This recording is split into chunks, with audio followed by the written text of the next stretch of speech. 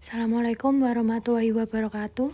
Perkenalkan, nama saya Seviani Umi Awalidina, NIM 2123T1635. Saya di sini akan menjelaskan contoh dari otomatisasi dan teori bahasa dalam kehidupan sehari-hari. Yang pertama ada pengenalan suara, yaitu sistem pengenalan suara seperti Siri, Alexa, dan Google Assistant menggunakan teori bahasa dan automata untuk memahami ucapan manusia dan menerjemahkannya menjadi tindakan atau teks. Automata ini menganalisis sinyal audio dan memisahkannya menjadi kata-kata dan frasa. Selanjutnya penerjemah mesin. Alat penerjemahan mesin seperti Google Translate dan Microsoft Translator menggunakan model bahasa statistik untuk menerjemahkan teks dari satu bahasa ke bahasa lain. Model ini dilatih pada kumpulan data teks paralel yang besar untuk mempelajari hubungan antara kata dan frasa dalam bahasa yang berbeda. Automata ini menganalisis struktur kalimat dan arti kata-kata dalam bahasa sumber dan kemudian menghasilkan terjemahan yang sesuai dalam bahasa target. Selanjutnya, pemrosesan bahasa alami atau NLP. NLP adalah bidang ilmu komputer yang mempelajari interaksi antara komputer dan bahasa manusia. Digunakan dalam berbagai aplikasi seperti chatbots, analis sentimen, dan ekstraksi informasi. Chatbots menggunakan NLP untuk memahami pertanyaan pengguna dan menghasilkan respon yang sesuai. Analis sentimen menggunakan NLP untuk mengklasifikasikan teks sebagai positif, negatif, atau netral. Ekstraksi informasi menggunakan NLP untuk mengidentifikasi dan mengekstrak informasi penting dari teks, seperti nama orang, tempat, dan tanggal. Selanjutnya, koreksi tata bahasa dan ejaan. Perangkat lunak koreksi tata bahasa dan ejaan menggunakan teori bahasa untuk mengidentifikasi kesalahan tata bahasa dalam teks dan ejaan dalam teks, serta menyarankan perbaikan. Perangkat lunak ini biasanya didasarkan pada kamus dan aturan tata bahasa yang formal. Ringkasan otomatis adalah sistem ringkasan otomatis yang menggunakan teori bahasa dan teknik pemrosesan informasi untuk menghasilkan ringkasan teks yang ringkas, singkat, mudah dipahami, dan informatif. Sistem ini biasanya mengidentifikasi kalimat kunci dan frasa dalam teks dan kemudian menyusunnya menjadi ringkasan yang kohoren. Selanjutnya, klasifikasi teks. Klasifikasi teks digunakan untuk mengkategorikan dokumen teks ke dalam kategori yang telah ditentukan sebelumnya. Contohnya termasuk klasifikasi email, klasifikasi dokumen hukum, dan klasifikasi artikel berita.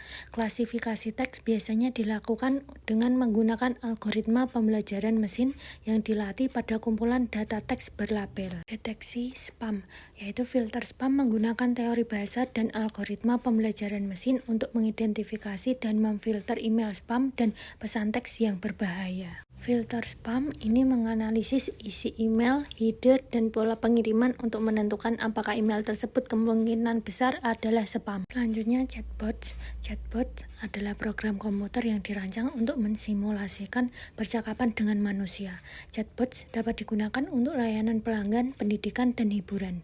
Teori bahasa digunakan dalam chatbots untuk memahami input pengguna, menghasilkan respon yang sesuai, dan menjaga percakapan tetap berjalan. Selanjutnya, permainan komputer.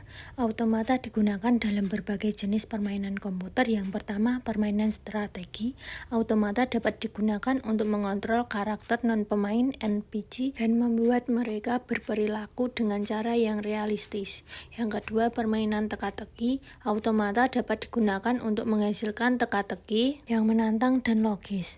Yang ketiga, permainan simulasi. Automata dapat digunakan untuk menstimulasikan sistem dunia nyata seperti kota, ekonomi, atau ekosistem. Sistem keamanan. Automata digunakan dalam berbagai jenis keamanan. Yang pertama, deteksi penipuan.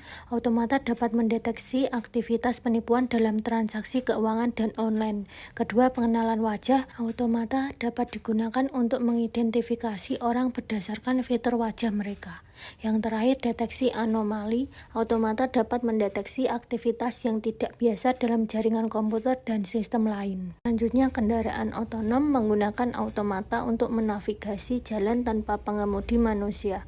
Sensor mendeteksi lingkungan sekitar kendaraan dan automata kemudian membuat keputusan tentang cara mengemudi dengan aman dan efisien. Pengobatan automata digunakan dalam berbagai aplikasi medis. Yang pertama, analisis gambar medis. Automata dapat digunakan untuk menganalisis gambar medis seperti X-ray dan MRI untuk mendeteksi kelainan. Yang kedua, pengembangan obat. Automata dapat digunakan untuk menyimulasikan interaksi antara obat dan tubuh manusia untuk membantu mengembangkan obat baru. Yang ketiga, diagnosis penyakit. Automata dapat digunakan untuk membantu dokter mendiagnosis penyakit berdasarkan gejala pasien. Yang terakhir, penambangan data adalah proses mengekstrak pola dan wawasan yang berguna dari kumpulan data yang besar. Teori bahasa dapat digunakan dalam penambangan data untuk tugas-tugas seperti identifikasi, entitas bernama, pengelompokan dokumen, dan analisis sentimen. Kesimpulan, otomatisasi teori dan bahasa adalah alat yang ampuh yang dapat digunakan untuk meningkatkan efisiensi dan akurasi dari banyak tugas sehari-hari. Seiring perkembangan teknologi, kita dapat menantikan aplikasi baru yang lebih inovatif di masa depan dan bermanfaat dari bidang ini. Contoh lain dari otomatisasi teori dan bahasa yang digunakan untuk menyelesaikan persoalan sehari-hari. Yang pertama, membuat subtitle otomatis untuk video. 2. Mendeteksi plagiarisme. 3. Menyusun email dan surat yang dipersonalisasi. 4. Menjawab pertanyaan pelanggan secara otomatis. Yang kelima, mengembangkan sistem rekomendasi. Dan yang terakhir, mendeteksi penipuan. Sekian penjelasan saya tentang contoh otomatisasi teori dan bahasa dalam kehidupan sehari-hari. Terima kasih.